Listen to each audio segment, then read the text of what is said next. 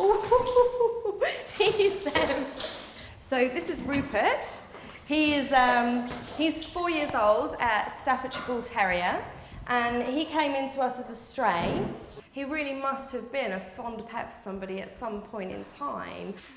Of course we'll find him a new home, but I guess he's just one of the sad sort of disposable items really, that people, you know, just don't have that investment anymore. People are starting to bring their animals in and citing the fact that they no longer want them because they simply can't afford them. The Mayhew Animal Home is completely solely reliant on public donations. So it's our generous supporters that really keep us going. It costs about £3,400 a day just to keep the charity running, to look after all our animals. We certainly don't receive anything from the government, and we're also not applicable for any lottery aid. Our own charity ethos is that we will never put a healthy animal to sleep, and that is often a real reason why supporters support us in such a financial way. We have a capacity on site for 35 dogs and 150 cats, and then additionally we'll have 10 to 15 dogs out on foster at any one time. When the animals are on site, in our kennels we do have televisions, which a lot of people may feel is an extravagance, but the mythology behind that is to reassure the animal, have them used to the comforting sounds of the home that they will eventually be living in.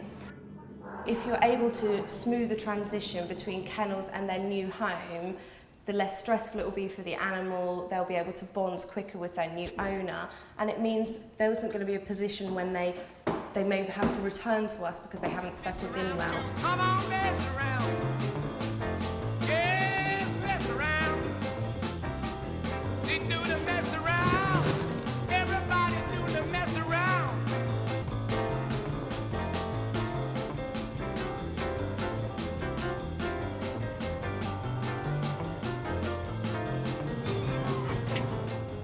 We're in the Mayhew Garden, which is part of the Mayhew Home, and it's where a lot of our feral cats live.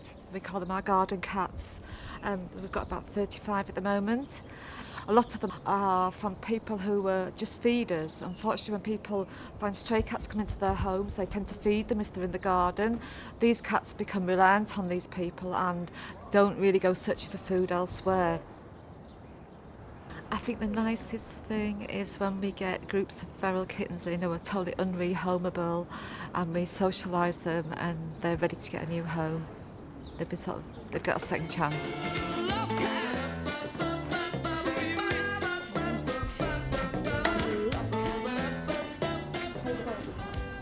The variety of reasons why animals end up at places like the Mayhew Animal Home is endless. In this current economic climate, it's quite often financial reasons or rising veterinary costs that the owners just can't meet. We also get a large proportion of stray animals. How stray some of those animals really are, or as opposed to abandoned, we can't be 100% sure. What's that? From a veterinary perspective, when any animal comes into the centre, depending on their temperament, we quite often let them just settle in for 24 hours, obviously less if there's an immediate medical or surgical problem. When they're looked at by the vet, they're given a thorough going over, so a nose to tail check, just every part of their body is checked. They're also routinely microchipped, vaccinated, wormed, defleed, and most importantly neutered. Such a good boy, nice and clean. If you're going to get a pet, the main advice that the Mayhew would give is to get that animal neutered. Whatever breed it is, whether it's a dog or a cat, there are simply too many unwanted animals, and it's places like the Mayhew Animal Home that pick up the pieces. This is why we need to be here.